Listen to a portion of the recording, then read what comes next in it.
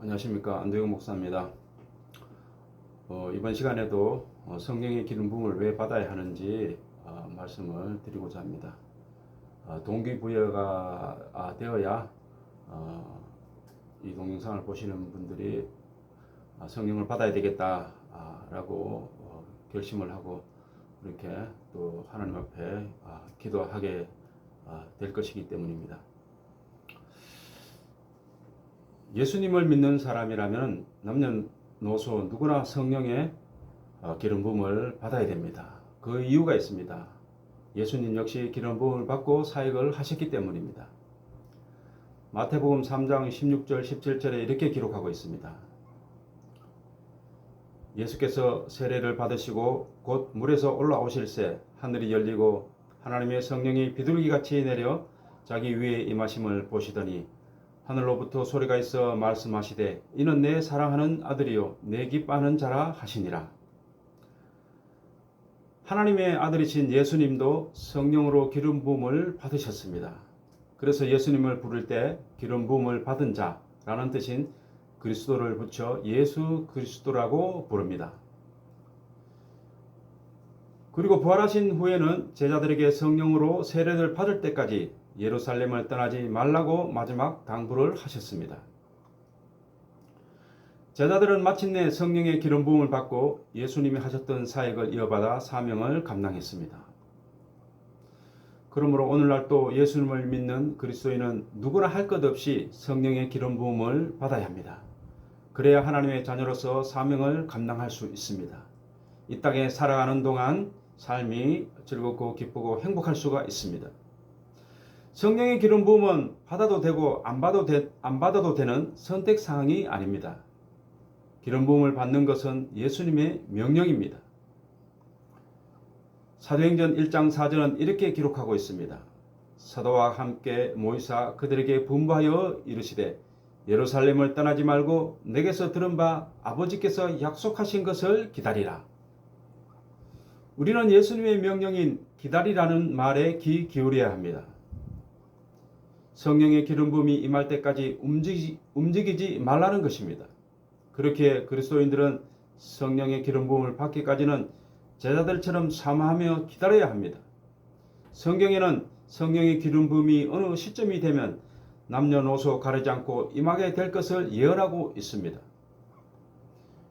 요엘서 2장 28절 29절입니다.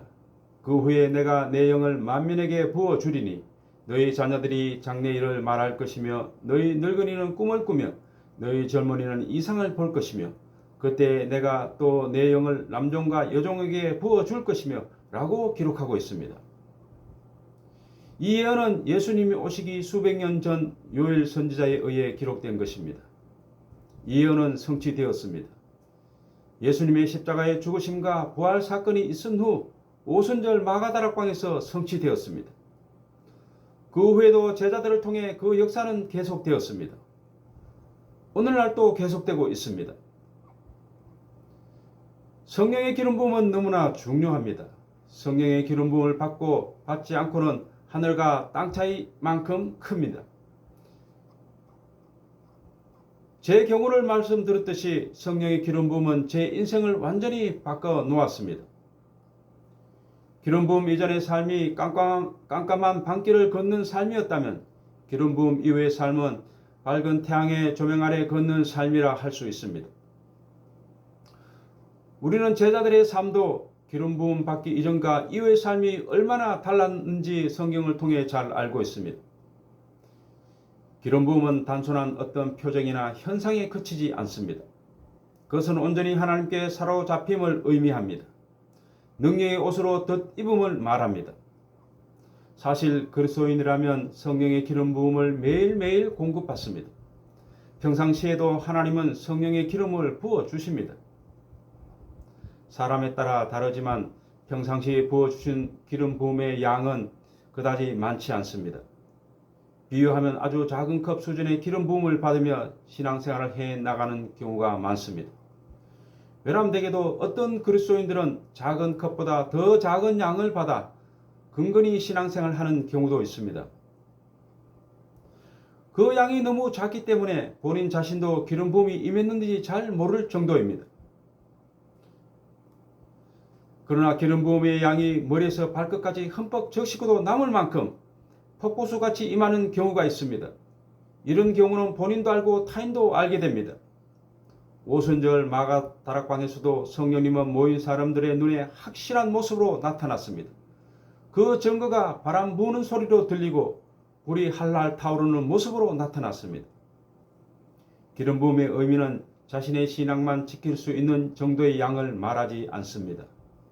성령의 기름 부음을 받으라는 의미는 우리 안에 있는 더러운 죄를 폭풍이 불어 흔적도 없이 날려버리고 용광로 같은 뜨거운 불로 완전히 소멸시키는 엄청난 양을 말합니다.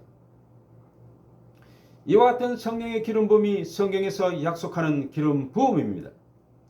구약에서는 하나님의 선택하신 특정한 사람들에게만 성령의 기름 부음이 임하여 하나님의 일을 하였고 영광을 드러내었습니다. 그러나 신약시대에 와서는 성령의 기름 부음을 통해 하나님께 사로잡힌 자들이 한두 명이 아니었습니다. 수많은 사람들의 위로부터 부어지는 권능을 받았습니다. 그들은 그 권능으로 예수님이 메시아 되심을 힘있게 전했습니다. 하나님께서는 성령의 기름 부음을 통해 그리스도인들에게 지혜와 계시의 정신을 부으시고 더욱더 오묘하신 하나님의 역사를 깨달아가게 하십니다. 나아가 기름 부음을 받은 그리스도인들은 앞날을 보는 통찰력이 커져서 구원을 이루어가는 소망이 무엇인지 알게 됩니다. 또 하나님의 자녀로서 누리게 될 영광과 풍성함이 무엇인지 깊이 알아가게 됩니다. 이뿐만이 아닙니다. 그리스도인들의 삶의 모든 영역에서 하나님의 말씀인 성경의 권위 아래 자신을 굴복하는 것, 즉 말씀의 생활하를 가져와 하나님의 나라가 더 구체적으로 삶 가운데 임하게 합니다. 성경은 전인적인 구원의 역사가 구체적으로 무엇인지 밝히 기록하고 있습니다. 누가복음 4장 18절 19절입니다. 주의 성령이 내게 임하셨으니 이는 가난한 자에게 복음을 전하게 하시려고 내게 기름을 부으시고 나를 보내사 포로된 자에게 자유를, 눈먼 자에게 다시 보게 함을 전파하며 눌린 자를 자유롭게 하고 주의 은혜의 해를 전파하게 하려 하심이라. 이 말씀처럼 성령의 기름 부음을 받게 되면 자신이 먼저 복음이 무엇인지 깨닫게 됩니다. 또한 삶의 모든 영역에서 잘못된 부분을 고쳐나감으로 억눌렸던 부분에서 자유함을 얻게 됩니다. 그런 후에 행복을 잃고 방황하는 이들을 만나게 하므로 그리스도인으로서 행복한 삶이 어떠한 것인지를 바르게 제시해 줍니다. 그러므로 성령의 기름 부음은 어느 한 사람만을 유익하게 하는 것이 아닙니다. 모든 사람을 유익하게 하기 위한 하나님의 완전한 선물입니다. 지금도 하나님께서는 성령으로 기름을 부어 추수할 일꾼을 찾고 있습니다. 하나님의 일꾼이 되고자 하는 그리스도인들은 이 약속을 믿고 성령의 기름 부음을 사모해야 됩니다. 그리고 반드시 받아야 합니다. 예전에 기름 부음을 받았지만 능력이 나타나지 않는다면 다시 간절히 간구하여 더 큰 기름 부음을 받아야 합니다. 하나님께서 약속하신 기름을 받게 되면 개인이 살아나고 가정이 살아납니다. 하나님은 모든 그리스도인들이 능력의 옷을 입고 예수님의 증인 되기를 원하십니다. 예수님의 증인이라는 말은 예수님이 인류의 모든 죄를 대신 지시고 십자가에 못 박히셨다는 사실을 증명할 수 있는 증거를 가지고 있는 사람입니다. 예수님의 제자들이 오순절 마가다락방에 모여 50일 동안 도망가지 않고 기도할 수 있었던 이유는 부활하신 예수님을 보았기 때문입니다. 제자들은 예수님을 보았고 만났습니다. 밥도 같이 먹었습니다. 제자들은 내가 가야 보혜사 성령이 너희들에게 와 모든 것을 가르치고 내가 너희들에게 말한 것들을 생각나게 할 것이다 라는 예수님의 말씀이 무엇인지 이해되지 않았습니다. 그럼에도 이제는 예수님의 말씀을 믿어보기로 했습니다. 부활하신 예수님을 만났기 때문입니다. 우리 역시 마찬가지입니다. 우리는 예수님을 직접 보지 못했습니다.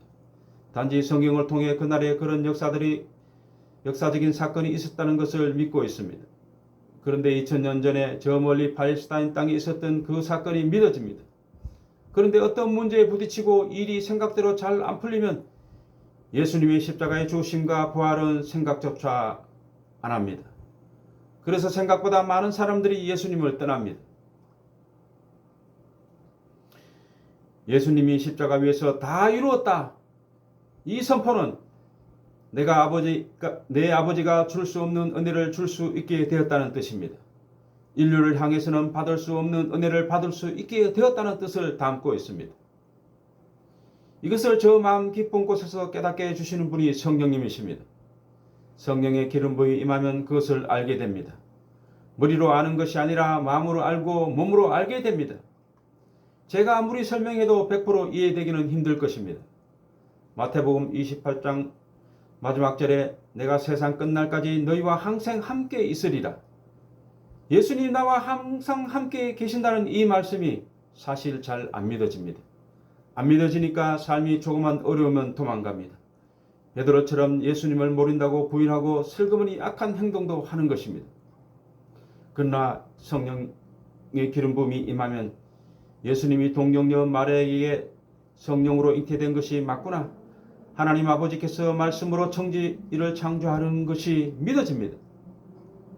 내가 죄인 중에 죄인이고 내가 도저히 받을 수 없는 은혜를 입고 하나님 아버지의 자녀가 되었구나 라고 온 마음을 다해 눈물로 고백합니다. 하나님 아버지의 말씀, 즉 성경 말씀이 조금도 의심 없이 믿어집니다.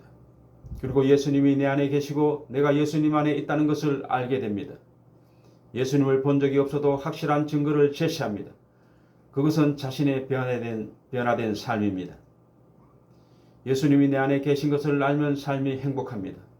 세상 것들로 인해 목말라 하지 않습니다. 생수가 내 영혼과 삶에 흘러 넘치기 때문입니다.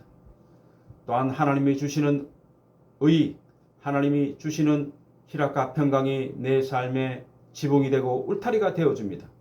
어떤 환경에서도 예수님으로부터 도망가지 않습니다. 아니, 도망을 못 갑니다. 예수님이 성령으로 나를 사로잡고 있기 때문입니다. 성령의 기름 부음은 반드시 받아야 됩니다. 성령의 기름 부음을 받아야 삶이 변화되고 하나님의 생명이 그 안에 흘러 넘칩니다. 오늘은 여기까지 하겠습니다. 감사합니다.